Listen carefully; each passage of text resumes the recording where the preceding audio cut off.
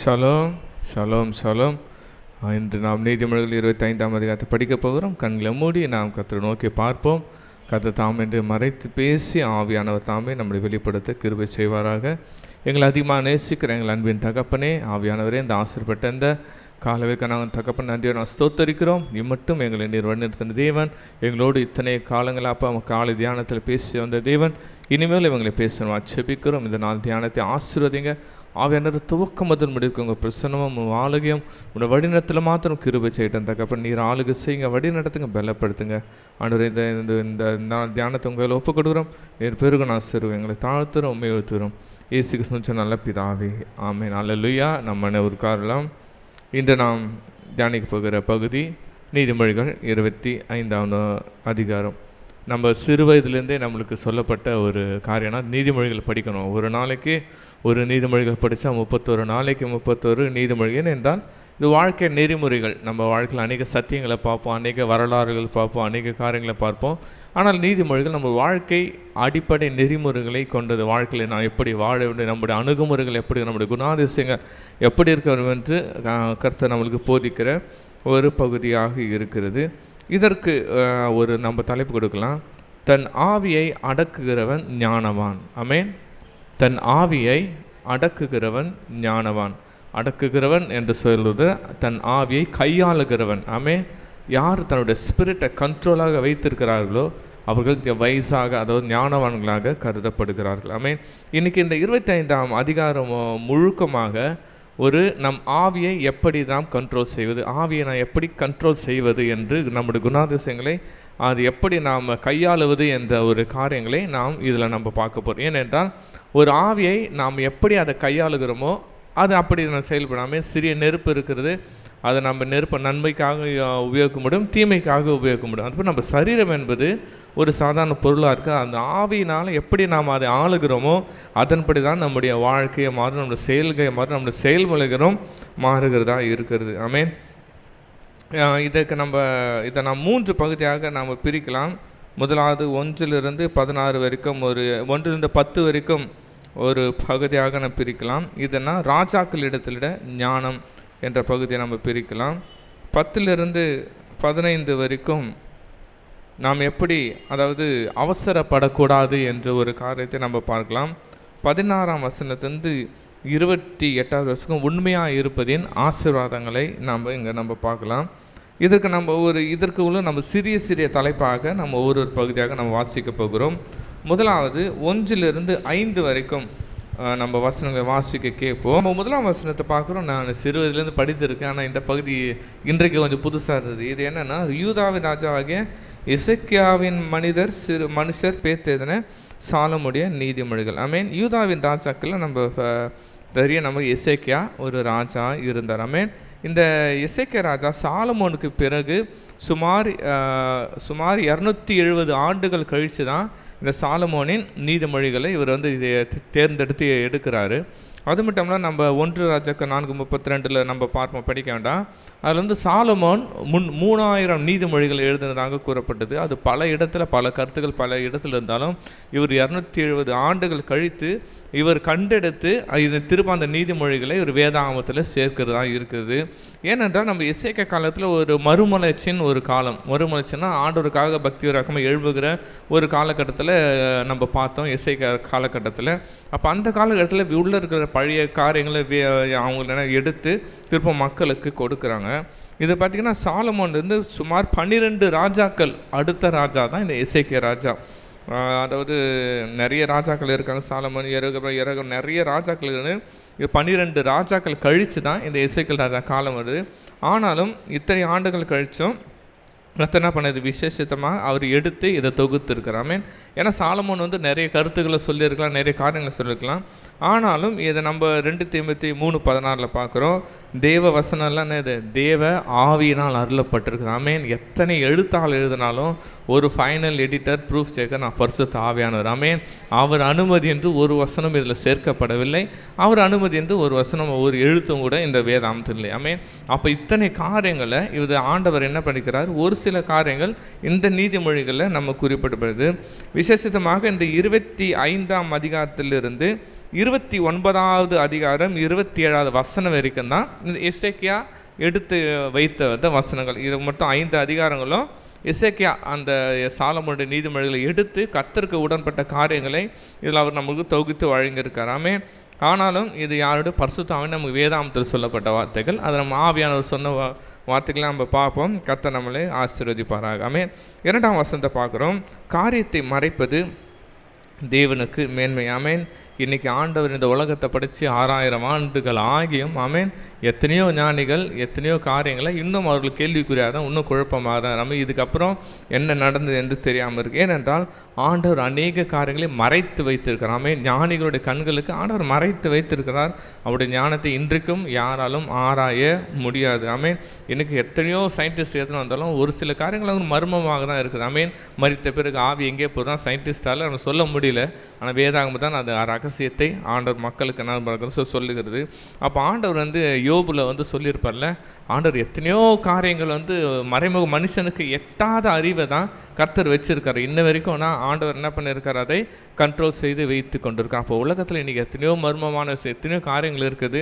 இன்ற வரைக்கும் கூட அது கிட்ட கூட இன்னும் யாரும் போகல. ஆமென். ஆண்டவர் நம்ம இன்னும் வானங்களில், அண்ட சராசரங்களில், இயற்கையில், மனிதனால் இன்னும் எத்தனையோ கண்டுபிடிப்புகள் இருந்தாலும் கர்த்தர் ஆண்டவர் அநேக காரியங்களை மறைத்து தான் வைத்திருக்கிறாமே. அதுதான் நம்முடைய ஆண்டவருக்கு மேன்மையாக இருக்கிறது. 2வது பார்க்குறோம், காரியத்தை ஆராய்வதோ ராஜாக்களுக்கு மேன்மை. ஆமென். ஏனென்றால் அந்த ராஜாக்கள் என்ன பண்ணாங்க, தன்னுடைய செல்வத்தினால தன்னுடைய பணத்தினால என்ன பண்ணாங்க, ஏதாவது ஒரு ஆராய்ச்சி செய்யலாம், இதை செய்யலாம், அதை செய்யலாம் என்று ஆராய்ச்சி கொள்கிறார்கள். ஆனாலும் கர்த்தருடைய ரகசியத்தை இன்னும் ஒருவரும் அறிந்து கொள்ள முடியாது. ஆமென். நம்ம ஒரு சில வருடங்களுக்கு முன்னே பார்த்தோம், அதாவது ஸ்பேஸில் அமெரிக்காவில் இருக்க மிகப்பெரிய பணக்காரர்கள் ஸ்பேஸில் லேண்ட் வாங்கலாம்னு சொல்லிட்டு விசிட் பண்ண நிறைய விசிட் போயிட்டு வராங்க.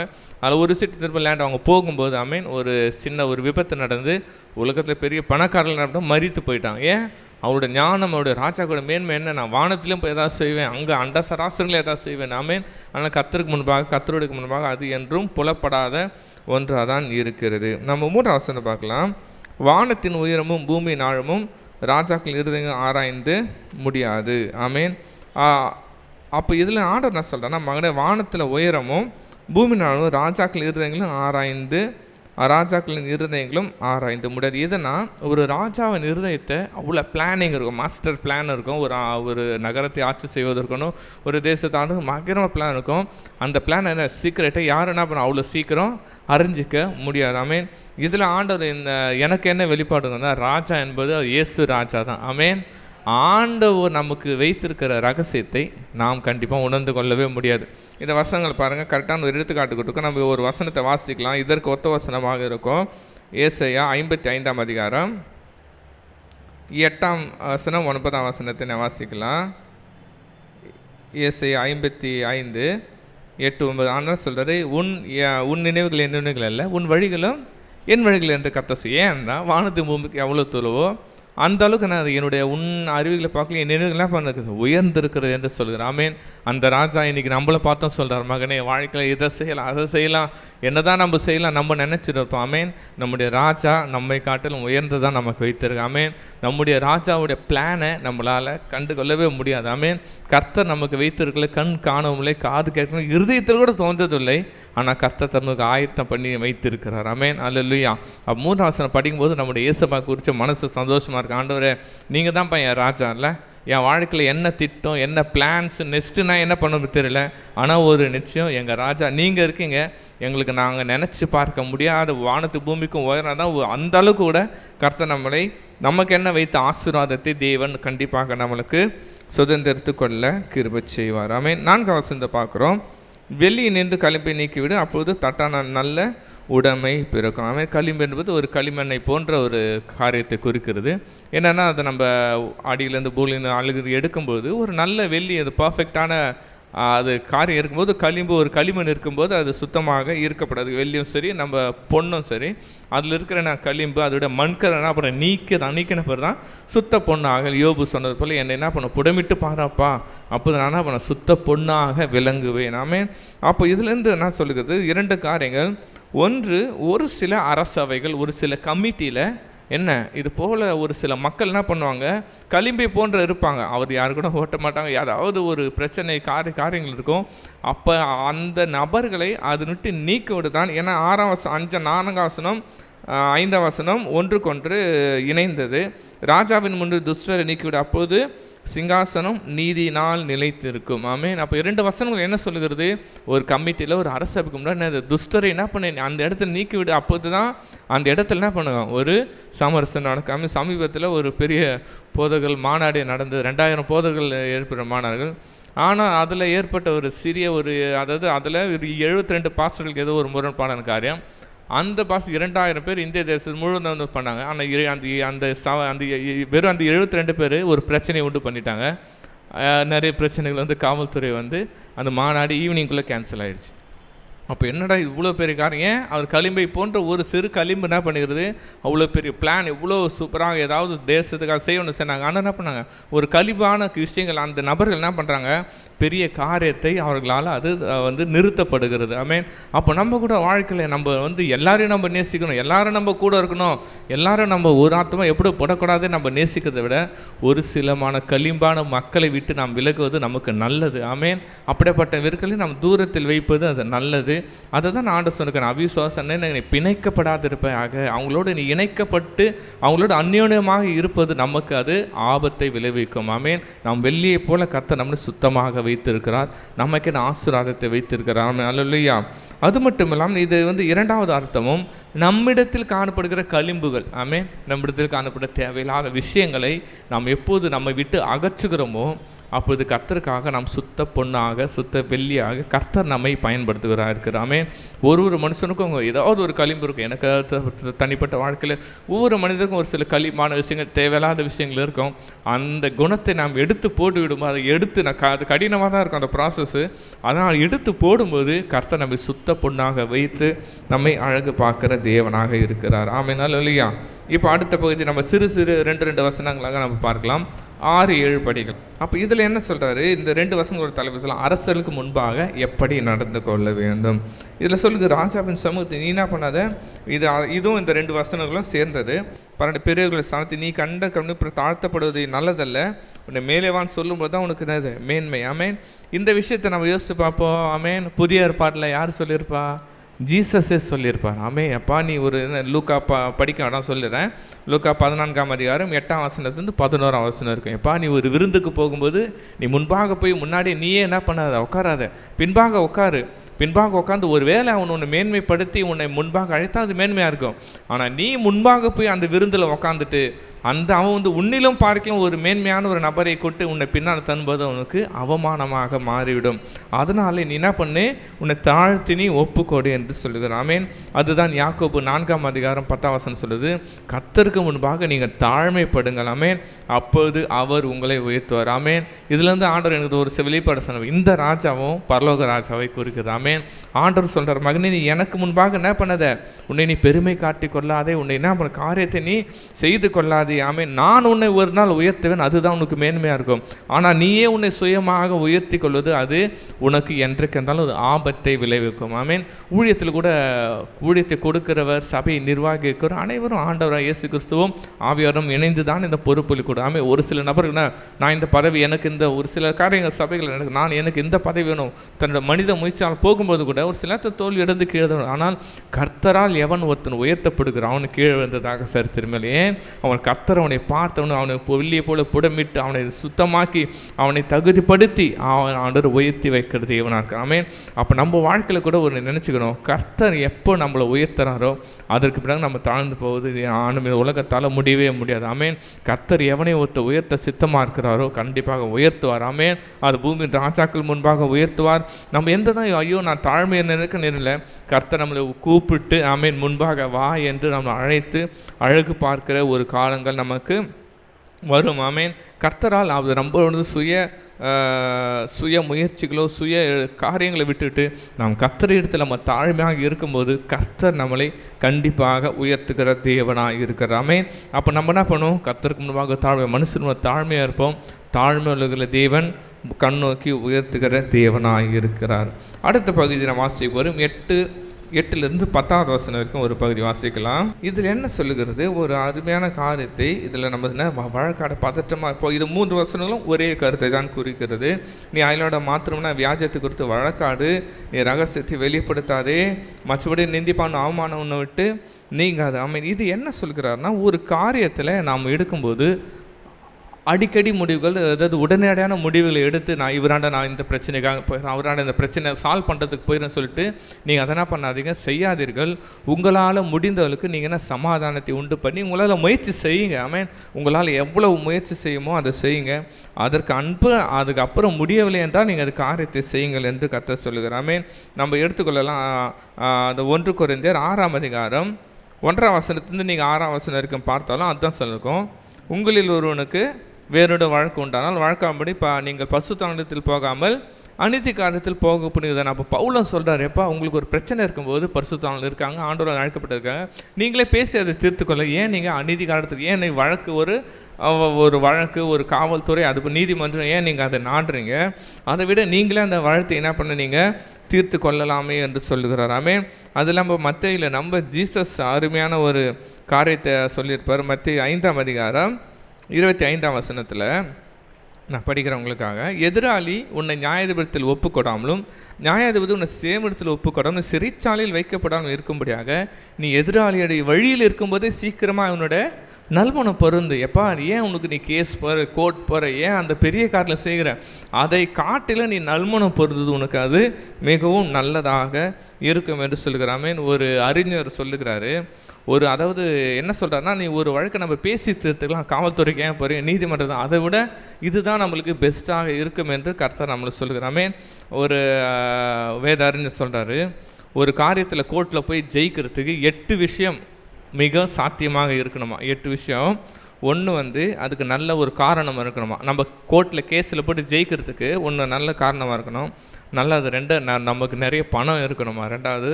3வது நம்மளுக்கு திறமையான கைடன்ஸ் இருக்கணுமா, இவங்களாண்ட போய் அணுகுங்க.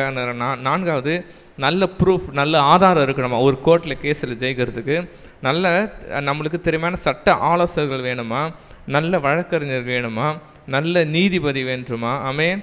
கடைசியாக சொல்கிறாரு, நம்மளுக்கு ஒரு நல்ல அதிர்ஷ்டம் வேணுமா. ஆமென்.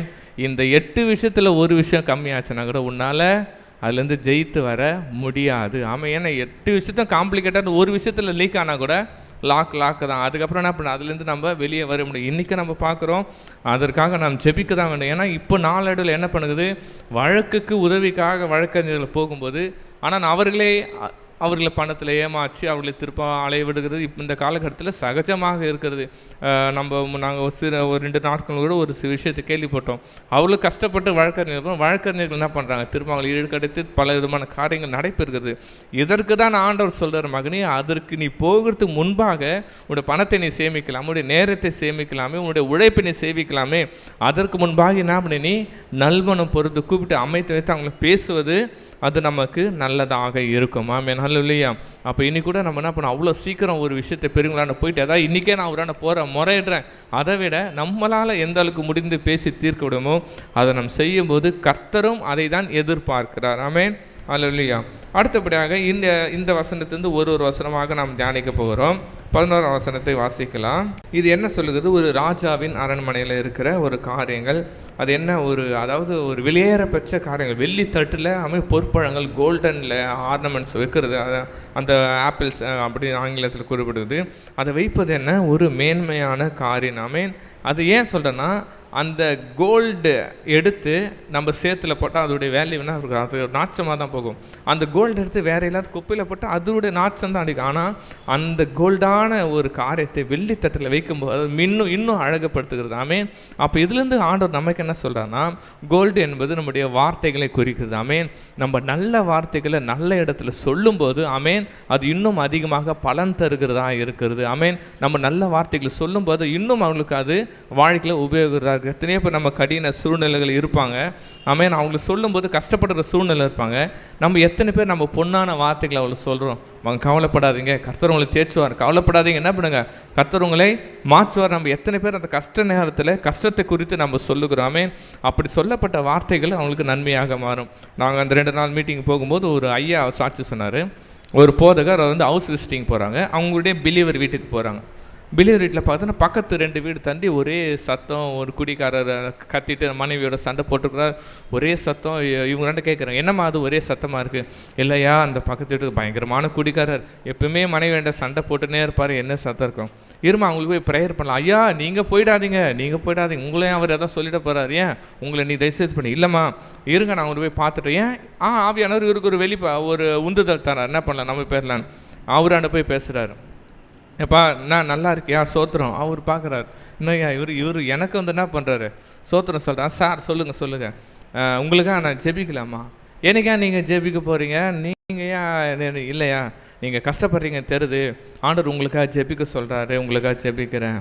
அப்புறமா அவர் மனசு மாறுது, ஆமாய்யா நான் கஷ்டம் தான் படுறேன், நீங்கள் உங்களுடைய கஷ்டம் எனக்கு புரியுதுன்னு சொல்கிறேன். அவர் சொல்கிறார், ஆமாய்யா நான் கூட குடிக்கக்கூடாது தான் நினைக்கிறேன், ஆனால் என்ன பண்ணுறேன், என்னையும் அறியாமல் நான் வந்து குடிச்சிட்றேன், எனக்கு நானே எத்தனை நான் முடிவு செய்கிறேன், என்ன பண்ணல, என்னால் முடியல, இருப்பா உங்களுக்காக நான் ஜெபிக்கிறேன், கர்த்தர் உனக்கு உதவி செய்வான்னு சொல்லிட்டு ஆமென் அந்த சகோதரருக்காக ஜெபித்தார். ஜெபித்து விட்டு அந்த மனைவியும் சொல்கிறாங்க, ஆமையா என்ன சண்டை பண்ணி, ஏன்னா அவளுக்கு வந்து குழந்தைகள் இல்லாததால் அதுவும் ஒரு பிரச்சனை, ஆமென் இதனால் சண்டை. ஆமென் அவர் சொன்னாராம், நான் சொல்கிறத ஒரு வார்த்தை நீங்கள் கேட்பீங்களா? கண்டிப்பாக கேட்பேன். ஆமென். இன்றையிலிருந்து நீங்களும் உங்கள் மனைவி என்ன பண்ணுங்கள், கை பிடிச்சி ஏசப்பான்னு 1 நிமிஷம் ஜெபம் மட்டும் பண்ணுங்கள். ஏசப்பா உங்கள் குடியை மாற்றுவார், உங்களுக்கு நல்ல ஒரு குழந்தையை தருவார். அவங்க வந்து சென்ட்ரல் கவர்மெண்ட்டில் வேலை செய்கிறவங்களாம், ஆனால் வாடகை வீட்டில் தான். கர்த்தர் உங்களுக்கு வீடை கூட தருவார், நீங்கள் ஆசீர்வாதமாக இருப்பீங்க. இந்த வார்த்தைகளை கேட்டவனுக்கு என்ன செய்யுதுன்னு தெரியல. ஆமென். அதுக்கப்புறம் தொடர்ந்து அவங்கள ஃபாலோ பண்ணி அவங்க சபைக்கு வர வச்சு அவங்க ரசிக்கப்பட்டாங்க. அதுக்கப்புறம் அவங்களுக்கு கணவன் மனைவி ஏர்ந்து ஆமென் கர்த்தர் அவங்களுக்கு நல்ல ஒரு குழந்தையை கொடுத்தார். ஆமென் நல்லையா. ஒரு சில வருடங்களில் அந்த பகுதிக்கு அவங்க வீட்டுக்கு பின்னாடியே சொந்த வீட்டையும் கொடுத்துருக்காரு. ஆமென் கொடுத்து இவங்க பிலீவராக இருக்க ஆசை. ஏன் சொல்கிறேன்னா, அன்னைக்கு அந்த வார்த்தைகள், நம்ம குடிக்காரன் தானே, இவருக்கு நம்ம என்ன சொல்கிறது, இவர் அப்படி தான் இருக்குன்னு சொல்லிட்டு அவர் போகலை. ஆவியான வந்து நல்ல வார்த்தைகளை அவருக்கு சொன்னார். மகனே இந்த குடியை விட ஜெபம் பண்ணு, நீ இணைந்து ஜெபம் பண்ணு, உன் வாழ்க்கை மாறும் என்று. அதுதான் ஏற்ற சமயத்தில் சொல்லப்பட்ட வார்த்தைக்கு என்ன பண்ணாது, அவங்களுக்கு ஏற்ற சமயம் சொன்ன பார்த்தீங்கன்னா அந்த வாழ்க்கையில் ஒரு பலன் தருகிற வார்த்தைகள். ஆமென். நம்ம நினச்சி பார்ப்போம், எத்தனை பேர் கஷ்டப்படும், எத்தனை பாவத்தில் இருக்கும்போது நீ பாவி என்று அவளை நம்ம சுட்டி காட்டுட்டு போகிறோமா, இல்லை ஏற்ற சமயத்தை நல்ல வார்த்தைகள் சொல்லி அவளை கத்தருக்குள்ளே நாம் வழி நடத்துக்கிறோம். நாம் என்ன பண்ணோம், யோசித்து பார்க்கணும். ஆமென். இப்போ 12ஆம் வசனத்தை வாசிக்கலாம். கேட்கிற செவிக்கு ஞானமாய் கடிந்து கொண்டு புத்தி சொல்லுகிறேன். ஆமென். தாவீது ஒரு இடத்துல சொல்கிறார், நீதிமான் என்னை தயவாய் கொட்டட்டும். ஆமென். அது என் தலைக்கு எப்படி இருக்குது, என்னையை போல இருக்குது. பவுல் சொல்லுகிறார், நான் கொடுத்து எப்படி வரட்டும், அன்போடு வரட்டும், பிறம்போடு வர வேண்டும். ஏன்? நீதிமான்களை கடிந்து கொள்வது ஒரு ஆசீர்வாதம் இருக்குது. ஆமென். நீதிமான்களுடைய கடிந்து கொள்ளுதில் நமக்கு அதில் நாம் ஆவிக்கு உயர்வும் நமக்கு இருக்குது. ஆமென். அப்போ கடிந்து கொள்ளும்போது ஒரு சில நேரத்தில் நம்ம சோர்ந்து போவோம், என்னடா நம்ம கடிந்து கொள்கிறாங்களா. ஆமென். ஆனால் அது இன்னும் நம்மளை அழகுபடுத்துகிறதா இருக்குது. ஆமென். அதாவது 2 வார்த்தைகள் நம்மளுக்கு, அதாவது பொற்கடுக்கன்றது காதணியை குறிக்கிறது, அபரஞ்சி புஷ்ன்றது ஒரு செயின், தங்க ஆபரணத்தை அது குறிக்குது. ஆமென். ஒரு கழுத்துக்கு அது காது என்ன பண்ணோம், மேலும் ஒரு அழகு கூட்டு, மேலும் அதை இன்னும் உயர்த்த ஸ்தானத்தில் வைக்கும். அதுபோல் நீதிமான் கடிந்து கொள்ளுதல் நமக்கு அது நல்லது. ஆமென். அப்படியே நம்ம எப்போது அவன் செவியை கேட்கிறோமோ அது மிகவும் அது நமக்கு நன்மையாக மாறும். ஆமென். நான் ஊழியத்தில் சொல்லிடுறோம், ஆரம்பத்தில் நான் கூட என்னுடைய பேச்சுகள் ரொம்ப ஒரு கேலியாக கேட்டலாக. ஆனால் நீ ஐயானோ கூப்பிட்டு வரேன்னா சிட்டா, இல்லைப்பா உன்னோட பேச்சை மாற்றிக்கோ, உன்னோட பேச்சு அது என்ன பண்ணல நல்லா இல்லை, இன்னும் உன்னோட ஊழியம் செஞ்சு வர ஆரம்பிச்சுட்டேன், இன்னும் அது மாதிரி நம்ம கேட்கும்போது எனக்கு கடினமாது, என்னடா இது பேசக்கூட கூடாதுனால இது கூட. ஆமென். ஆனால் அந்த மாற்றிக்கொள்ளும்போது அது ஆசீர்வாதமாக தான் மாறியது. ஆமென். அல்லேலூயா. அப்போ நீதிமான் நம்மளுக்கு கடிந்து கொள்கிறது நமக்கு நன்கு. அது நம்ம கேட்கிற செவியை மட்டும் நம்ம கேட்டு செவித்து சாய்த்தால் அது நமக்கு ஆசீர்வாதமாக வரும். 13ஆம் வசனத்தை நான் வாசிக்கலாம். இது என்ன சொல்லுது நம்மளுக்கே தெரியல.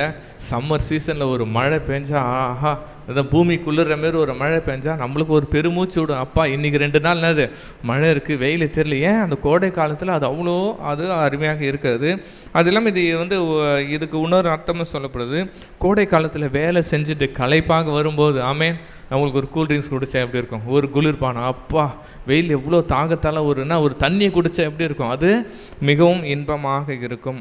அதை போன்று தான் என்ன செய்யுதுக்கு சொல்கிறார் அடுத்த பகுதியில், அதாவது உண்மையான ஸ்தானாதிபதி தன் அனுப்பினவருக்கு இருக்கிறான வேலைக்காரன், எஜமானன் ஸ்தானாதிபதி. அப்போது இந்த எஜமானங்களுக்கு கூட என்னது, அவங்களுக்கு நிறைய ப்ரெஷர் இருக்கும், நிறைய வேலைகள் இருக்கும். ஆனால் தன்னை அனுப்புகிற ஸ்தானாதிபதிகள் எஜமான் எப்போதெல்லாம் ஒரு கோடை காலத்தில் இருக்கிற போல் பிரச்சனை இருக்கிறார்களோ நாம் ஸ்தானாதிபதிகளாய் அவர்களை குளிர்விக்க வேண்டுமாமேன். அவர்கள் கஷ்டப்படும் போது நாம் உதவி செய்ய வேண்டும். ஆமேன். அவர்கள் பிரச்சனை இருக்கும்போது அந்த பிரச்சனையை நாம் தாங்குகளாக இருக்க வேண்டும். அதுதான் உண்மையுள்ள ஸ்தானாதிபதியின் நிலை. ஆமேன். அல்லேலூயா. அப்போ இதை தான் ஆண்டு இது நம்ம வேதாகமத்தில் நிறைய சூழ்நிலை. 1 கொரிந்தியர் 16ஆம் அதிகாரத்தில் 3 ஸ்தேவான், இப்போ ஆகாபு போன்ற சகோதரர் சொல்லியிருக்காரு. நம்ம இன்னொரு வசனத்தை பிலிப்பியர் 2ஆம் அதிகாரம் 25ஆம் வசனத்தை மட்டும் வாசிக்கலாம். இதில் ஒரு காரியம் கூட போட்டிருக்கோம். பிலிப்பியர் 2ஆம் அதிகாரம் 25ஆம் வசனம் நான் உங்களுக்கு வாசிக்கிறேன். என் சகோதரனும் என் வேலையாலும் உடன் சேவகனும் உங்கள் ஸ்தானாபதியும் குறைச்சலுக்கு உதவி செய்தனுமாக எப்பிரத்தை உங்களுக்கு என்ன பண்ண அனுப்பினேன். 30ஆம் வசனத்தை வாசிக்கலாம். ஏனெனில் நீங்கள் எனக்கு செய்ய வேண்டிய ஊழியத்தில் உங்கள் குறைவை நிறைவாகும்படிக்கு அவன் தன் பிராணனையும் எண்ணாமல் கிறிஸ்துவின் ஊழியத்தினத்து என்ன பண்ணான், மரணத்துக்கு சமீபமாக இருந்தான். ஆமேன். அப்போ இந்த கேரக்டர் என்ன பார்க்குறோம், அவர் என்ன பண்ணார், தன்னுடைய ஸ்தானம் தன் உயிரை கூட என்ன பண்ணாங்க, அந்த எப்பாப்பிரோத்து என்ன பண்ணார், தன்னுடைய பவுலுக்கு மேலே இருந்த அவருடைய எஜமானுக்கு என்ன பண்ண, ஆவிக்குரிய எஜமான் அவங்க தலைவருக்கு என்ன பண்ணார், அப்படியே அனுப்பி தன் மரணத்தை கூட தன்னை என்ன பண்ணல, பார்க்கல. தன்னுடைய ஸ்தானத்தை அனுப்புகிற ஊழியத்துக்கு என்ன பண்ணுறேன், நான் கரெக்டாக செய்கிறேன் என்று செய்து தன்னுடைய பணிவை அவர் செய்தார். ஆமேன். அப்போ இவர் சொல்கிறாரு, இவர்களை பார்க்கும்போது என்னது எனக்கு ரொம்ப மனசு ரிலாக்ஸாக இருக்குது. இப்படியாப்பட்ட ஸ்தானாதிபதி இருக்கும்போது எனக்கு என்ன என்றால், பவுல் பல நாடுகளுக்கு சென்று வந்தால் ஒவ்வொருத்தரும் ஒரு ஸ்தானத்தை ஏற்படுத்தி போட்டான். அப்போ இப்படி போன்ற பிலிப்புக்கு அந்த பவுலுக்கு இது போன்ற ஊழியக்கு அது இருக்கும்போது அவருடைய ஊழியத்தை இன்னும் அடுத்த கட்டத்துக்கு கொண்டு போய் சென்றது. ஆமென். அல்லேலூயா. அப்போ இன்றைக்கி நம்ம யோசித்து பார்ப்போம், நம்முடைய ஆவிக்குரிய எஜமானர்கள், ஆவிக்குரிய ஸ்பிரிச்சுவல் லீடர்ஸ், அவங்க நம்ம பிரச்சனை இருக்கும்போது நாம் செய்கிற செயல்கள் அவர்களை குளிர்விக்கிறதா இல்லை நம்ம திருப்ப எரிச்சல் விட்டுக்கிறதா? ஆமென். அப்போ நாம் செய்கிற செயல்கள் நம்ம அனுப்புகிற ஸ்தானாதிபதிக்கு அவர்களை குளிர்விக்கிறதா இருக்க வேண்டும். ஆமென். பாஸ்டர் அடிக்கடி சொல்லாங்க, ஆமே நான் செய்கிற ஊழியத்தில் என்ன பண்ணுங்க, எனக்கு சப்போர்ட் பண்ணுவாங்க, எனக்கு என்ன பண்ணுறாங்க, பேர்டன் ஆகிடாதீங்க. அந்த வார்த்தை ஆரம்பத்தை சொல்வது என்ன இருக்குது. ஆமே. ஆனால் நான் அதை உணர்ந்து செய்யும்போது தானே புரியுது. ஆமேன். அவர் அவருடைய ஸ்தானத்தில் இத்தனை வேலைகள் இருக்கும். அப்போ நாம் செய்கிற வேலைகள் அவளை குளிர்வித்து இன்னும் அது அதிகமாக செய்வதற்கு நாம் ஊக்குவிக்க தேவன் நம்மளை அனுப்பியிருக்கிறார். ஆமேன். அதுதான் உண்மையான ஒரு ஸ்தானாதிபதிய நிலை என்று கர்த்தர் நம்ம சொல்கிறோம். ஆமாம். இன்னைக்கு கூட நம்ம என்ன பண்ணுறோம், அது போல் ஒரு நிலை. ஆண்டவரே, நானும் எங்கள் ஆவிக்குரிய தகப்பன் இன்னும் நான் செய்கிற காரியங்கள்லாம் பண்ணாங்களே இன்னும் வேகமாக தரிசனத்துக்கு உதவியாக இருக்க வேண்டும் நாம் நினைக்கலாம். 14ஆம் வசனத்தை நான் வாசிக்கலாம். அதாவது கொடுப்பேன் என்று சொல்லியும் கூடாமல் இருக்குன்னு, இது ஒரு வஞ்சகமான, அதாவது கொடுப்பது போல் இருக்கும் ஆனால் கொடுக்க மாட்டாங்க. ஐ மீன், ஒரு சில பேர் கடன் நம்மளுக்கு தெரியல, கடன் பிரச்சனை இருக்கும்போது ஒரு சில பேர் நான் உனக்கு சப்போர்ட் பண்ணுறேன், நான் உன்னை எல்லாத்தையும் பார்த்துறேன் சொல்லிட்ட பேர் கடன் நெருங்கின பிறகு ஐ ஃபோன் எடுக்காமல் சுவிட்ச் ஆஃப் பண்ண எப்படி இருக்கும், ஐயோ இவரை நம்பி தானே நான் இருந்தேன், ஆனால் என்ன பண்ணுறாங்க இவங்க, இதை எனக்கு செய்ய மாட்டாங்களே. நாமே அப்போ என்ன சொல்கிறார் ஆண்டவர், உள்ளதை உள்ளது என்று இல்லது இல்லது என்று சொல்லுங்க. அப்போ நம்ம ஒரு மனிதனுக்கு நம்ம என்ன பண்ணோம், கொடுக்க முடிந்தால் கொடுக்கலாம், இல்லை என்றால் இல்லை. அப்போ நம்ம என்ன சொல்கிறது, பொய்யான வாக்குறுதிகள் என்ன பண்ண நீங்கள் கொடுத்துடாதீங்க, மாயையான ஒரு வாக்குறுதி என்ன பண்ணுங்க கொடுத்துடாதீங்க என்று கத்த செய்ய. ஏன்னா அவன் நம்பிக்கையாக இருப்பான், ஐயோ மழை வருது, மேகம் வருது, நம்ம இன்றைக்கி நல்ல ஒரு மழை எதிர்பார்ப்போம், ஆனால் காய்ச்சலை பறக்கெடுத்து போகும்போது ஒரு ஏமாற்றத்தை அளிக்கும். ஆமீன். அப்போ நம்ம கூட ஆண்டவர் நம்மளுக்கு என்ன சொல்ல, நம்முடைய வாக்குறுதிகள் நம்மளால் என்ன முடியுமோ அதை நாம் செய்யலாமா, இல்லை என்றதை இல்லைன்னு சொல்லிடலாமல். ஏன்னா ஒரு சில நபர்கள் என்னது, நான் அப்புறமா பார்க்குறேன், உங்களுக்கு நான் அப்புறமா பண்ணுறேன் சரின்னு சொல்லிவிட்டாங்க. ஆனால் பிற்காலத்தில் மனதில் என்ன பண்ண வேறு ஒன்று வைத்துக்கொள்ள. அப்படி நாம் ஆண்டவருடைய பிள்ளைகள் செய்யாமல் நாம் தாராளமாக இருப்பதை நாம் ஆண்டவருக்காக செய்கிறவர்களாக இருக்க வேண்டும். நம்ம 15ஆம் வசனத்தை நான் வாசிக்கலாம். ஆண்டவர் நீண்ட பொறுமை குறித்து, நீடிய பொறுமை என்றால் நம்ம புதிய ஏற்பாட்டில் நம்மளுக்கு ஸ்டோரி என்ன தெரியும், ஒரு விதவை என்ன சொந்து போகாமல் செய்விக்க ஆண்டவர் ஒரு ஓமையை என்ன சொல்லியிருப்பார், ஒரு ஓமையை சொல்லியிருப்பார். ஒரு அநீதியுள்ள ஒரு நியாயாதிபதி இருப்பான், அவடத்துல விதவை என்ன பண்ணுவான், நியாயத்துக்காக வேண்டி கொண்டு இருப்பார். அவன் அநீதியுள்ள நியாயாதிபதி தெரிந்தும் அவன் என்ன பண்ணான், ஆண்டவரே எனக்கு நீதி தான் செய்யணும் அவளை ஓயாமல் அலட்டி கொள்ளும்போது அந்த அநீதியுள்ள நீதிபதி என்ன பண்ணான், ஒரு நாள் நீ வாமா உனக்கு என்ன வழக்குன்னு தீர்த்து வைட்டுப்பா. ஆண்டவர் சொல்லப்பா அந்த அநீதியில் நீதிபதி என்னது ஓயாமல் கேட்கும்போது நான் செய்கிறேனே, உங்களுக்கு நான் செய்ய மாட்டேனே. ஆமென் அல்லேலூயா. அப்போ இதுலேருந்து ஆண்டவர் சொல்கிறார், மகனே நீ நம்ம எந்த ஒரு காரியத்தை நம்ம நீடிய பொறுமையாய் சோர்ந்து போகாமல் இடைவிடாமல் நம்ம ஆண்டவரத்தில் கேட்கும்போது கர்த்தர் நமக்கு அதை ஆசீர்வதித்து தருவார். ஆமென் அல்லேலூயா. நம்மளோட வாழ்க்கையில் கூட நீடிய பொறுமையால் என்ன பண்ணலாம், பிரபு யார், அந்த பிரபு பரலோக பிரபு தான். ஆமென் அல்லேலூயா. நம்ம பொறுமையாக இருக்கும்போது கர்த்தர் நமக்கு ஆயத்த பண்ணல கண்டிப்பாக காரியத்தை வாய்க்க பண்ணுவார், நமக்கு காரியத்தை செய்வார். ஆமென். சிறிய நாவு ஆனால் என்ன பண்ணுறது, ஒரு பெரிய பிரச்சனையை உண்டாக்குறது. நம்ம நாக்கில்னா அதாவது பவுல் சொல்லியிருப்பார், நாவும் நெருப்பு தான் அல்ல, நெருப்பு சிறிய நெருப்புனா இப்போ அந்த காட்டையே கொளுத்தி விடுகிறது. அது இல்லாமல் நம்ம சொல்லுவோம்ல, அதாவது எலும்பில்லாத ஒரு காரியம் என்னது நாக்கு தான். ஆனால் அது என்ன பண்ணுறது, பல காரியங்களையும் அடக்கி ஆளுகிறது. அப்போ நாம் கூட என்ன பண்ணுறோம், அந்த நாவை அடக்கி ஆள வேண்டும். அல்லேலூயா. அடுத்தபடியாக 16, 17 2 வசனத்தை வாசிக்கலாம். ரெண்டுமே எதை குறித்துட்டா, அளவுக்கு மீறி செய்யாதீர்கள். ஆமாம், எதையும் ஒரு அளவோடு செய்யுங்கள். ஏன்னா தேன் என்பது ஒரு இன்பம், ஒரு ஸ்வீட், ஒரு காரியத்தை குறிக்கிறது. ஆனாலும் ஆண்டவர் சொல்ற மாதிரி உலக பிரமாத்தை கூட ஒரு இன்பம், ஏதோ ஒரு ரிலாக்ஸ் பண்ணுறோம். ஆனால் அதே என்ன பண்ணாங்க, நீங்கள் அதிகமாக நீங்கள் எண்ணாதீர்கள், அதையே நீங்கள் தொடர்ந்து செய்யாதீர்கள் என்று ஆண்டவர் நம்மளுக்கு வார்னிங் கொடுக்குறார். ஏனென்றால் அது ஒரு நம்மளுக்கு ஒரு கண்ணியாக மாறிவிடும்.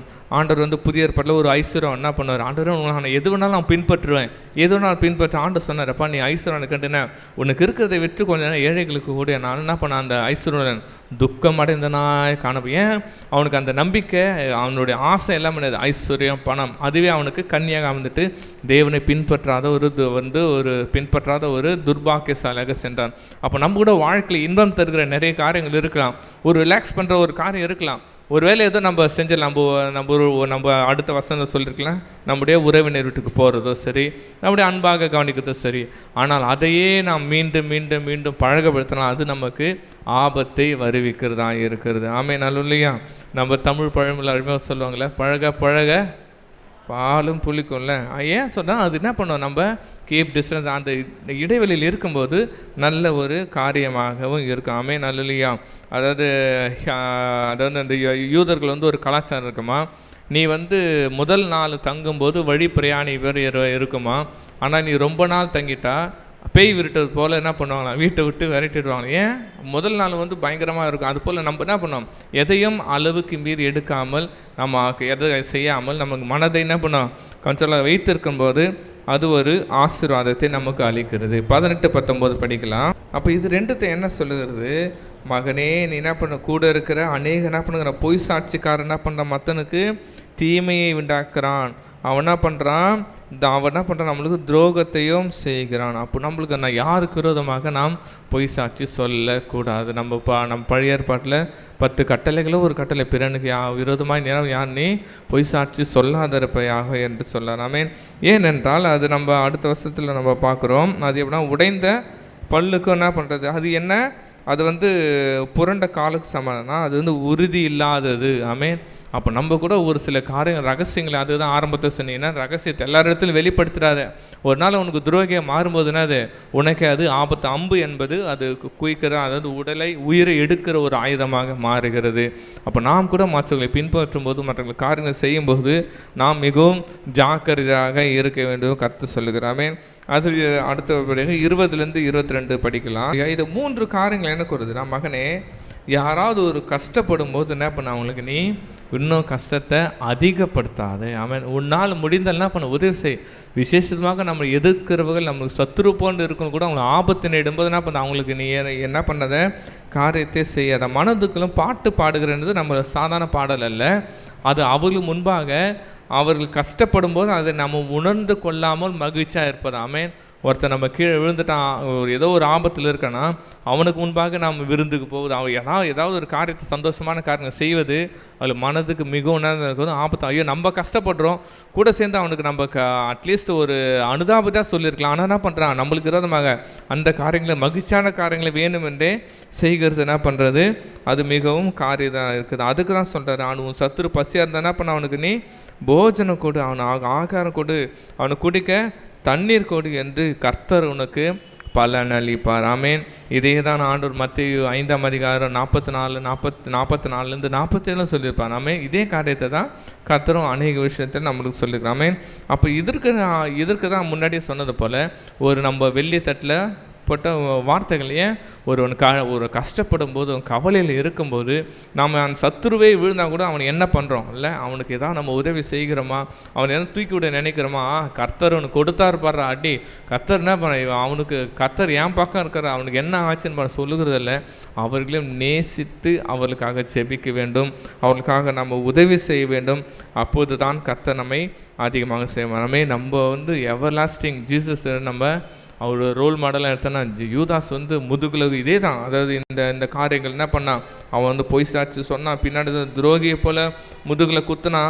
பல ஆண்டவர் சிலுவையில் இருக்கும்போது அவன் என்ன பண்ணான், பணத்தை சம்பாதித்தான். 30 காசு வெள்ளி காசு சம்பாதிச்சு நான் வீடு கட்டிக்கிறேன், நீங்கள் சிலுவையில், இந்த வசனங்கள் எல்லாம் அப்படியே பொருந்த பாருங்க. ஆனாலும் அவன் என்ன பண்ணார், சத்துரு யூதாஸை பார்த்து என்ன சொன்னான், என் சிநேகிதனே என்று சொன்னான். ஆமேன். பேதுரு என்ன பண்ணார், அவர் கண்டிப்பாக பயங்கரமாக மறுதளித்தார். நான் இயேசுவை அவனே அறியேன் என்று மறுதளித்தார். ஆனால் பேதுரு பார்த்து சொன்னார், பேதுருவே, சாத்தான் உன் புனைகினால் புடைக்கிறதுக்கு நான் உத்தரவு கேட்டுக்கொண்டான், நானும் உன் விசுவாசம் ஒழுது உனக்காக நான் ஜெபித்து கொண்டேன். நம்மளை முதுகில் குத்துருக்கு நம்ம உதவி செய்வோமா, நம்ம மறுதலிகளை வேண்டாம் சொல்லுங்க. ஆனால் ஜீசஸுடைய எண்ணம் எல்லாம் மேய்க்கமா அவருடைய பலவீனத்தில் உதவி செய்வது. ஆமேன். அவர் எப்படியாவது கஷ்டப்படும் போது அவங்களை என்ன பண்ணனா தூக்கி விடுவது, அதுதான் இயேசுடைய பிரதான நோக்கமாக. அதுபோல் நம்ம கூட நம்மளுக்கு கீழே விருர்கள் எதிராளியாக இருக்கலாம், கீழே விருர்கள் யாராலும் இருக்கலாம். ஆனால் நம்முடைய நிலைமை அவர் பாவி என்று அவளை பின் பாயிண்ட் பண்ணுறதில்லை. ஆமேன். அவங்களை குறிப்பிட்டு நிறுத்துவதில்லை, அவளை தூக்கி விடுவதற்கு தான் தேவன் நம்மளை அழைத்திருக்கிறார். அல்லேலூயா. அப்படியாப்பட்ட ஒரு காரியத்தை செய்வதற்கு தான் தேவன் நம்மளை அழைத்திருக்கிறார். அடுத்தபடியாக 23 25 வரைக்கும் நம்ம இதில் என்ன சொல்கிறாருன்னா, அதாவது வடக்காற்று மழை புறங்க கோபத்தை பிறகு சண்டைக்காரோட பெரிய வீட்டில் குடியிருப்பதை பார்க்கலாம், ஒரு மூலையில் தங்குவதே நலம். ஆர்டர் என்ன சொல்கிறான்னா, அதாவது பிரச்சனை பெருசாக்கி பார்க்கறத விட நீ பிரச்சனை சால்வ் பண்ணுறது தான் உனக்கு நல்லது. ஆமேன். இதாவது வீடு என்றது வீட்டில் அதுக்கு நீங்கள் பிரிஞ்சு போகணும்னு சொல்லலாம். ஆமேன். ஒரு ஹாலில் நீங்கள் சண்டை போகிறவங்க ஒரு மூலையில் போய் அமைதியாக உட்காந்துரு, பேசாத. ஆமேன். பேசுதுன்னா மௌனம் அநேக பிரச்சனைகளை அடக்கம் என்று உலகத்தில் சொல்லுங்க. அந்த செத்துக்கு நீயா நானா என்று ஒரு பெரிய ஹாலில் பேசுறது காட்டிலும் அமைதியாக பார்க்க உட்காந்துருப்பான். ஆமேன். அது உன் பிரச்சனைக்கு என்ன பண்ணாது, முடிவை அது கொண்டு வரும். ஆமேன். நம்ம என்ன சொல்லுவோம், என்னையை அப்படி கேட்கலாம், என்ன பண்ணலாம், நான் அவங்க என்ன பண்ணுறேன் இன்ஃப்ளூயன்ஸ் ஏதாவது நம்ம முயற்சிகளை எடுப்போம். ஆண்டு சொல்கிறேன், இல்லை மகனே நீ மூலையில் போ, அமைதியாக உட்காந்துரு, அமைதியாக இரு, அப்போது தானே அது என்ன பண்ணோம், உனக்கு நன்மையை விளைவிக்கும் என்று சொல்லுகிறார். அது நம்ம தூர தேசத்தில் ஒரு ஆத்மா என்ன பண்ண, குளிர்ந்த தண்ணீருக்கு சமானம். இதை நம்ம முன்னாடி பார்த்தோன்னா அது நல்ல வார்த்தைகளை நல்ல நேச்ச நேரத்தில் சொல்லும்போது அது என்ன பண்ணுறோம், அவங்களுக்கு அது ஆசீர்வாதமாக இருக்கும் என்று சொன்னார். ஆமாம். அடுத்தபடி 26 28 வரைக்கும் படிக்கலாம்.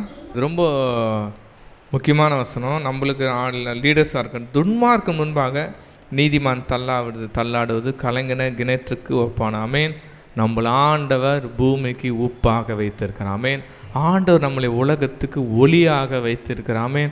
ஆண்டவர் மலை மேல் இருக்கிறவங்க மறைந்திரு. ஆனால் நம்ம ஒரு வேளை அதை மிஸ்டேக் பண்ணிட்டோன்னா, ஆமேன், அது கலங்கின ஏன்னா கிணற்றுன்னா தாகமாய் பிடிக்கலான்னு போனோம், அது கலங்கின நீராக இருந்தால் ஒன்றுக்கும் உபயோகம் இல்லாத போடும். ஆமேன்.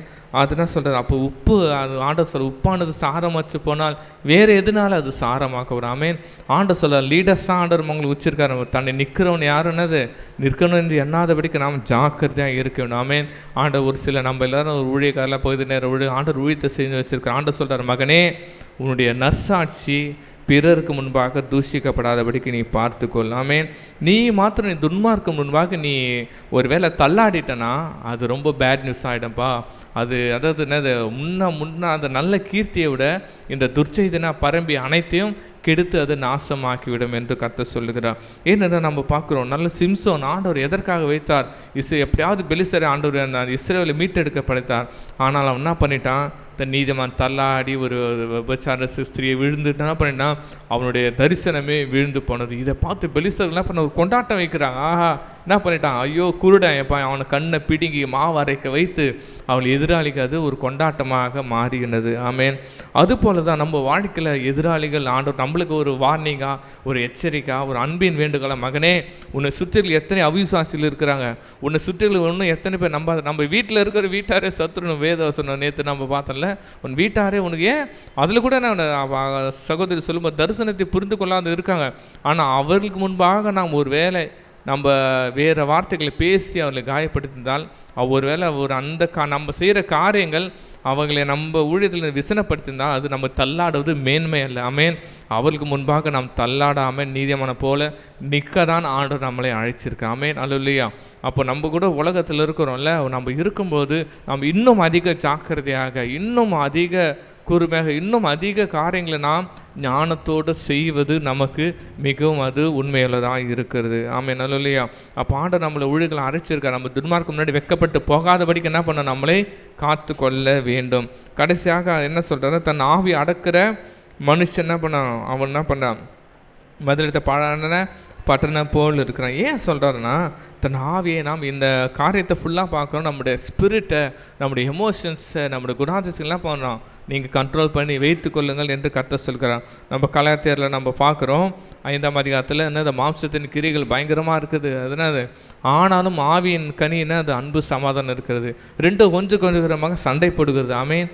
ஆண்டவர் என்ன பண்ணுற, எதற்கு நம்ம முக்கியத்துவம் கொடுக்குறோம்.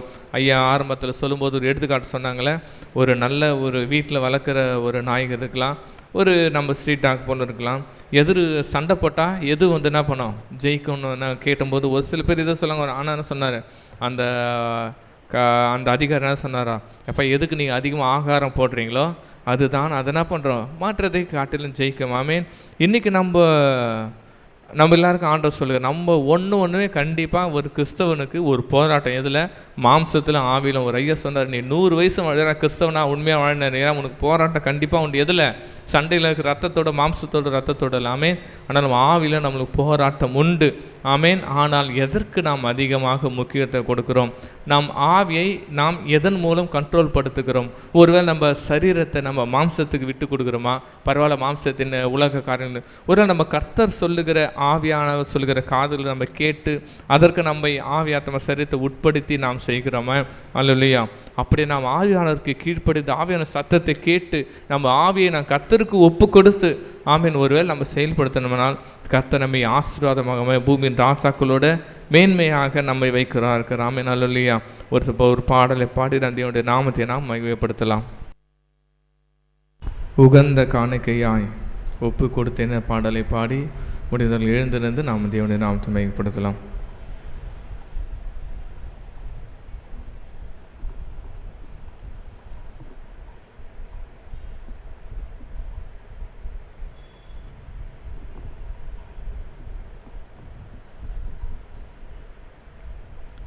ஆண்டவரே, இன்னைக்கு நான் எங்கள் ஆவியும் கூட்டத்தில் ஒப்பு கொடுக்குறேன்ப்பா. நாங்கள் கூட அநேக நேரத்தில் அப்பா எங்கள் கண்ட்ரோல் மீறி எங்கள் ஸ்பிரிட்டில் நான் மாம்சத்துக்கு இடம் கொடுத்துறேன்ப்பா. நான் கண்ட்ரோல் மீறி ஒரு காரியத்தை செஞ்சிடறேன்ப்பா. நாங்கள் அதை விட்டுன்னு நினைக்கிறோம், ஆனாலும் விட முடியலப்பா. ஆவியானவரே, எங்கள் ஆவி ஆத்மா சரீரத்தை உங்களுக்கு ஒப்பு கொடுக்குறோம்ப்பா. நீங்கள் அதை ஏற்று நடத்துங்கன்னு சொல்லிட்டு ஆண்டவர் நம்ம கேட்கலாமா? ஒருவேளை இன்றைக்கி நாம் உண்மையாக இருபத்தி ஆழ்த்து அந்த ஆண்டவரே, நான் கூட இன்னும் நீதிமானாக வாழ ஆசைப்பட்றேன்ப்பா, நான் கூட உங்கள் பிள்ளையாக வாழ ஆசைப்படுறேன்ப்பா, என்னிடத்தில் ஆவியத்தமாக காணப்படுற டிஸ்டர்பன்ஸை நீக்கி போடுங்கப்பா. உண்மையாக ஆவியானவரே, உங்கள் செவிக்கு நான் செவி கொடுக்குறேன்ப்பான்னு சொல்லிட்டு ஆண்டு சமத்தை நம்ம கேட்கலாமா? வேண்டாத பலவீனங்கள் ஆண்டவா முன்வைக்கிறேன், வேண்டாத பலவீனங்கள் ஆண்டவா முன்வைக்கிறேன்,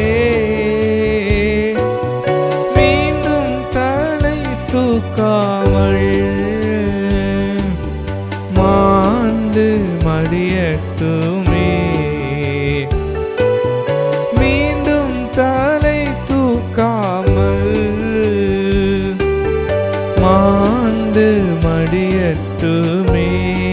சொல்லாமாப்பா, உகந்த காணிக்கையா ஆண்டு உண்மையாய் சொல்லாம்ப்பா, ஒப்பு கொடுத்தேனையா, சுகந்த வாசனையாய் நுகர்ந்து மகிழுமையா, சுகந்த வாசனையா நுகர்ந்து மகிழுமையா. பரிசுத்தமுள்ள பிதாவே, ஆசீர்வதிக்கப்பட்ட இந்த காலை வேலைக்காக உமக்கு நன்றிகளை செலுத்துகிறோம் தகப்பனே. இந்த நாளிலும் நீதிமொழிகள் 25ஆம் அதிகாரத்தோடு எங்களோடு இடைப்பட்ட உம்முடைய வார்த்தைகளுக்காக அப்பா உமக்கு நன்றிகளை செலுத்துகிறோம். இப்பொழுதும் எங்கள் பரிசுத்த ஆவியானவரே, எங்கள் மத்தியில் நீர் அசைவாட போகிற கிருபைக்காக உமக்கு நன்றி. இப்பொழுதும் நீர் எங்களை ஆளுகை செய்து பலப்படுத்துங்க. இயேசுவின் ரத்தம் ஜெயம், இயேசுவின் நாமத்தில் பிதாவே, ஆமேன். நீதிமொழிகள் 25ஆம் அதிகாரம் 11ஆம் வசனம். ஏற்ற சமயத்தில் சொன்ன வார்த்தை வெள்ளித்தட்டில் வைக்கப்பட்ட பொற்பழங்களுக்கு சமானம். இந்த வசனத்தில் போடப்பட்டிருக்கிறது, இனிமையான வார்த்தைகள் மாத்திரமல்ல, ஏற்ற சமயத்தில் பேசுகின்ற இந்த வார்த்தைகள் வெள்ளித்தட்டில் வைக்கப்பட்ட பொற்பழங்களுக்கு சமமாய் இருக்கிறது என்று இந்த நாளில் கூட நாமே ஆராய்ந்து பார்க்க போகிறோம். நாம் இந்த நாளில் எப்படிப்பட்ட வார்த்தைகளை நாம் பேசி கொண்டிருக்கிறோம் என்பதை ஒரு நிமிஷம் நம்ம யோசித்து பார்க்க போகிறோம். சரியான வார்த்தையை பேசுகிறோமா? ஞானமாய் பேசுகிறோமா? எப்படி நாம் பேசுகிறோம் என்று இந்த நேரத்தில் நாம் ஆராய்ந்து பார்க்க போகிறோம். எப்படி ஒரு மரத்திலிருந்து ஒரு கனி கீழே விழுந்த பொழுது அது திரும்ப அந்த மரத்துக்கு திரும்ப செல்லாதபடி இருக்கிறதோ, அதே போல தான் நாம் ஏற்ற சமயத்தில் பேசாத வார்த்தைகளும் அது திரும்ப போகாதபடி நிற்கிறது. அப்போ இந்த இடத்துல நாம் ஞானமாய் பேச வேண்டும் என்று கர்த்தர் நம்மோடு இடைப்பட்டு கொண்டிருக்கிறார். நம்ம அநேக நேரத்தில் கூட மற்றவர்களுக்கு சமாதானம் கொடுக்கிற வார்த்தைகளை பேச வேண்டும் என்று நாம் ஆரம்பிப்போம். ஆனால் அவர்களுக்கு ஏற்ற சமயத்தில் அவர்களுக்கு ஏற்ற விதமான வார்த்தைகளை, ஒரு ஞானமான வார்த்தைகளை பேசாதபடி சில நேரத்தில் மற்றவங்களை கஷ்டப்படுத்துகிற மாதிரி நம்ம வார்த்தைகளை நாம் பேசிவிடுவோம். அப்போது இந்த நாளில் நம்ம முன்பதாக கடந்து வரப்போகிறோம். எந்தெந்த இடங்களை நாம் மற்றவர்களை காயப்படுத்தும்படியாக நாம் பேசியிருக்கிறோமோ, அவர்களுக்கு ஏற்ற சமயத்தில் ஞானமாய் பேசாதபடி அவர்களை துக்கப்படுத்தும்படியான வார்த்தைகள் நாம் பேசியிருக்கிறோமோ, இந்த நேரத்தில் முன்பதாக கடந்து வந்து தேவனிடத்தில் மன்னிப்பு கேட்க போகிறோம். அது மாத்திரமல்ல, நம் ஞானமாய் பேசுகின்ற அந்த ஞானத்தை கர்த்தர் என்று நமக்கு கட்டளையிட வேண்டும் என்று நாம் ஜெபிக்க போகிறோம். அநேக நேரத்தில் இந்த வசனங்களை படிக்கும் பொழுது ஆண்டவர் என்னோடு இடைப்பட்டு கொண்டிருக்கிறார். அநேக இடங்களில் மற்றவர்கள் வந்து நம்ம இடத்துல அவர்களுடைய கஷ்டத்தை பகிர்ந்து கொள்ளும் பொழுது அவர்களுக்கு நாம் ஆண்டவருடைய வார்த்தையை ஞானமாய் சொல்லி அவர்களை ஆற்றி தேற்றுகிறோமா?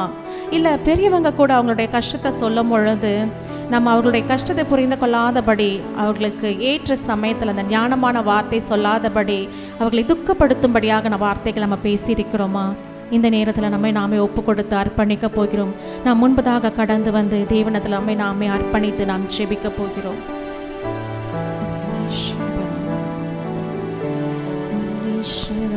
தகப்பனே, உம் பீடத்தில் தகன பலியானே, தகப்பனே உம் பீடத்தில் தகன பலியானே, அக்கினி இறக்கிவிடும், முற்றிலும் எரித்துவிடும், அக்கினி இறக்கிவிடும், முற்றிலும் எரித்துவிடும். உகந்த காணிக்கையா ஒப்பு கொடுத்தேயா, சுகந்த வாசனையா நுகர்ந்து மகிழுமையா.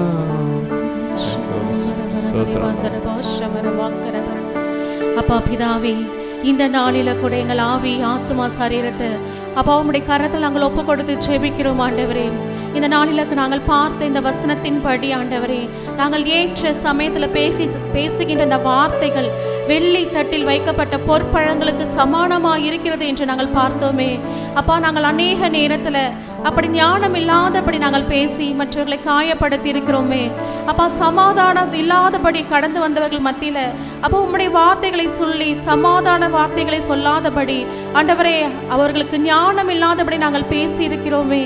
இப்பொழுது ஆண்டவரே அப்பா, உம்முடைய கரத்தில் எங்கள் ஆவி ஆத்துமா சரீரத்தில் அர்ப்பணிக்கிறோம் தகப்பனே. அப்பா, நாங்கள் ஞானமாய் பேச எங்களுக்கு கற்றுத்தாங்கப்பா. எங்கள் பரிசுத்த ஆவியானவரே, இந்த நாளிலும் அப்படிப்பட்ட ஒரு ஞானத்தை எங்களுக்கு கட்டளை இடுவீராகப்பா. ஏற்ற சமயத்தில் மற்றவர்களை தேற்றும்படியான ஒரு வார்த்தைகளை, ஞானமான வார்த்தைகளை பேச எங்களுக்கு ஒரு விசையாக அப்பா நீர் பலப்படுத்துவீராகப்பா. இந்த நாளில கூட அப்பா நாங்கள் யார் யாருக்கு இன்னும் ஆண்டவரே அப்படிப்பட்ட காயங்கள் ஏற்படும்படியாக அப்பா மற்றவர்கள் இருதயத்தை காயப்படுத்தும்படியான வார்த்தைகளை பேசியிருந்தோமானால் எங்களை ஒரு விசையாக மன்னிக்கும்படியாக அப்பா எங்களை உம்முடைய கரத்தில் ஒப்பு கொடுத்து ஜெபிக்கிறோம் ஆண்டவரே. எங்களை மன்னிப்பீராக ஆண்டவரே. அப்பா, நாங்கள் ஏற்ற சமயத்தில் ஞானமாய் பேசக்கூடிய ஒரு ஞானத்தின் வரங்களை எங்களை கட்டளையிடுவீராக அப்பா. இப்பொழுதும் ஆண்டவர் உம்முடைய வார்த்தைகளை கொண்டு அநேகரை தேற்றக்கூடிய அந்த ஞானத்தை எங்களுக்கு கட்டளையிடுவீராக அப்பா. எல்லாவற்றும் உடைய பாதத்தில் அர்ப்பணித்து ஜெபிக்கிறோம். இயேசுவின் ரத்தம் ஜெயம், இயேசுவின் நாமத்தில் பிதாவே, ஆமென்.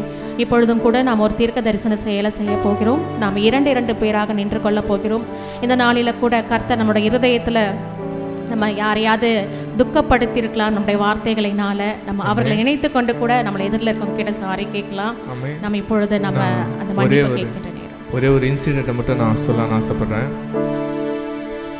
போன வாரத்தில் சேக்காட்டில் சபையை நான் ரெடி பண்ணிட்டு இருந்தேன். பண்ணும்போது எப்பவுமே கூட ஒரு சின்ன தம்பி வந்து எனக்கு ஹெல்ப் பண்ணுவார். சீக்கிரம் நான் போயிட்டு எல்லாத்தையும் ஆடி ரெடி பண்ணுறது சேரலாம் பண்ணு. அன்றைக்கி அவனை நான் எதிர்பார்த்தேன், ரொம்ப எதிர்பார்த்தேன். கரெக்டாக நான் வந்துடும், அவன் வரல. 5 நிமிஷம் ஆச்சு வரல, 10 நிமிஷம் ஆச்சு. நானே ஒரே ஆள் இப்போ எல்லாத்தையும் ரெடி பண்ணி கஷ்டப்பட்டு அந்த ஸ்பீக்கர்லாம் தூக்கணும் எடுத்து வச்சு பயங்கரமான பண்ணிட்டேன். ஒரு 20 மினிட்ஸ் கழிச்சு அப்புறமா உள்ளே நுழைஞ்சான். உள்ளே வந்து எனக்கு ஒரு மாதிரி வெறுப்பாக அந்த தயவுசெய்து நீ வர்றது நேது வராமல் போயிடு. ஏன் இவ்வளோ தலை வந்தேன் வராமல் நீ தயவுசெய்து போயிடு. எல்லாத்தையும் நான் பண்ணி வச்சுட்டு போய் எதுக்கு வந்து பிரோஜனம், சும்மா லாஸ்ட்டாக வந்து உட்காரத்துக்கான்னு சொல்லிட்டேன். அவன் கிட்ட வந்து சொன்னான், எனக்கு ஸ்கூல்லேருந்து வரும்போதே பயங்கரமான ஜுரம். எங்கள் அப்பா என்னை ஹாஸ்பிட்டலுக்கு போயிட்டாரு. ஜுரம் 103 இருந்தது. எங்கள் வீட்டில் எங்கள் அம்மா வீட்டில் இருக்க சொன்னாங்க. இல்லை நான் தான் சர்ச்சைக்கு போனோம், நான் என் அண்ணனுக்கு ஹெல்ப் பண்ண சொல்லிட்டு நான் வந்துட்டேன்னு சொன்னான். சொன்ன பிறகு என்னுடைய அவன் நான் சாரி தான் கேட்டேன். அவங்க வீட்டில் வந்து திரும்ப வராங்க, மருந்து மாத்தெல்லாம் எடுத்துகிட்டு வரேன். ஏப்பா அவன் வீட்டில் இருக்க சொன்னால் இருக்கலப்பா, வீட்டில் இருக்க சொன்னால் இருக்கலப்பா, எப்படா சர்ச்சைக்கு போயிடன்னு ஓடியான்ட்டாப்பான்னு சொல்லிட்டு அன்னைக்கு நான் உணர்ந்துட்டேன். ஐயோ நம்ம என்னடா இவ்வளோ சீக்கிரம் வார்த்தையை விட்டுட்டோம். அவன் வீட்டுக்கு போகணும்னு சொல்லும்போது திரு முழிக்கிறான், வீட்டுக்கு போகிறதான் உள்ளே நுழைதான்னு சொல்லிட்டு. அவன் வந்து அன்றைக்கி ஃபுல்லாக நான் சாரி தான் கேட்டேன். சாரிடா உன்னை நான் உணர்ந்துக்காமல் சொல்லிட்டேன்னு. அதுபோல் நம்ம விஷயத்தை நிறைய விஷயத்தில் எதிர்க்கணுங்கன்னா எமோஷனில் இருக்காங்க தெரியாது, எதிர்க்கணுன்னா கஷ்டம் தெரியாது. ஆனால் நம்மளுடைய சூழ்நிலைக்கு ஏதோ நம்ம வார்த்தைகளை சொல்லிவிடுவோம். ஆனால் கர்த்தர் அதை பார்த்து கொண்டு இருக்கிறாமே. இன்றைக்கி ஒருவேளை நம்ம அது போல் ஏதாவது நம்ம யோசனை சொல்லிட்டு இருந்தால், ஒருவேளை அவங்க காயப்பட்டிருந்தால் அதுக்கு நம்ம சாரி கேட்க போகிறோமே. அந்த எதிர்க்கிற நபர்கள் ஒருவேளை நீங்கள் ஹர்ட் பண்ண நபராக இருக்கலாம், இல்லை காயப்படுத்த நபராக இருக்கலாம். அவங்களாண்ட உண்மையாலே அந்த கையை பிடிச்சி நான் அவங்களாண்ட சாரி கேட்குறேன். நான் அவங்க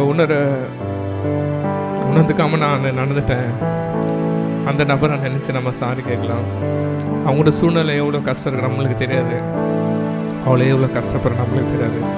பரிசுத்தாவனை இடைப்பட்டு இருக்கிறார். இப்போ நம்ம ஒருவருக்கொருவர் நம்ம நெஞ்சு கொண்டு நம்ம எத்தனை நேரத்தில் அவன் நம்மளுடைய எமோஷனலை வெளியே கொட்டிட்டு இருக்கிறோம். அது அந்த நேரத்தில் அவங்களுக்கு ஹர்ட் ஆகிருக்கோம்னா ஒரு சில நம்ம சாரி கேட்கலாம்.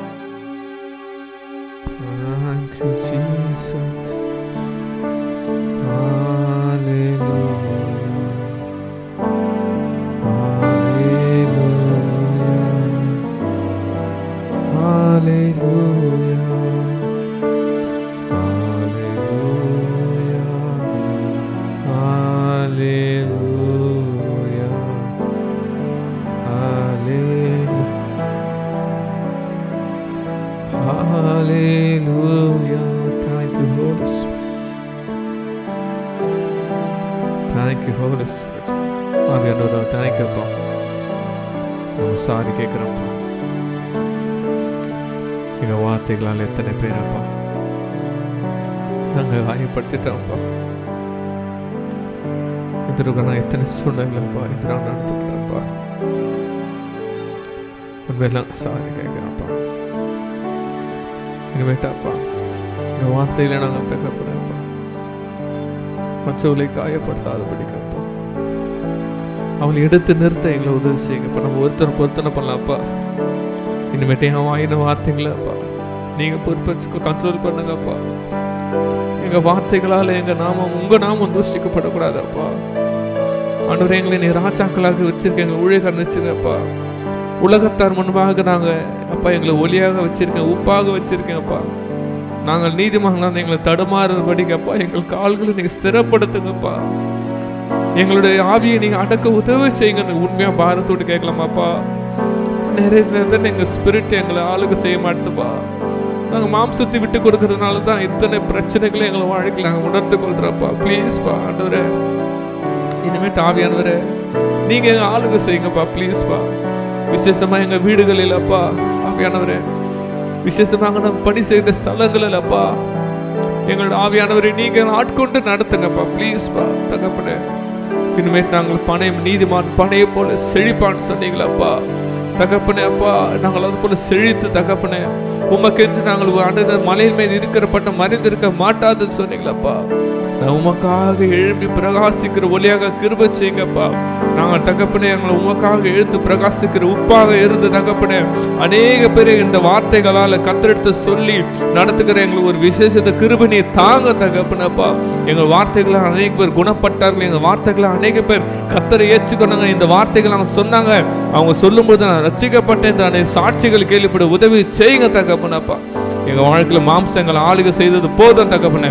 இயேசு நாமத்தை எங்களுக்கு விரோதமாக இருக்கிற எல்லா மாம்சத்தின் கிரைகளை நாங்கள் கர்ஸ் பண்ணுகிற தகவல் சபித்து நாங்கள் அக்கினா சுட்டரிக்கிறப்பா.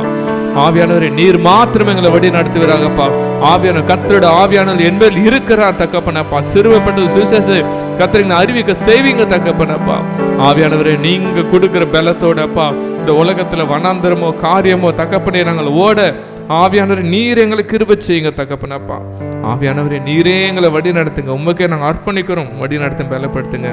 இயேசு கிறிஸ்து முடிஞ்ச நல்ல பிதாவே, ஆமென். ஹல்லேலூயா, ஹல்லேலூயா.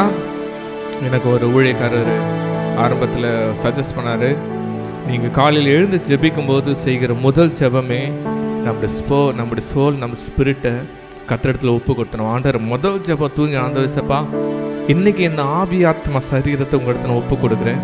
உங்களுக்கு சித்தமானபடி வழி நடத்துங்க, என்ன பரிசுத்தமாக வழிநடத்துங்க, என்ன நீங்கள் என்ன கண்ட்ரோல் பண்ணி நடத்துங்கப்பான்னு சொல்லிப்படு.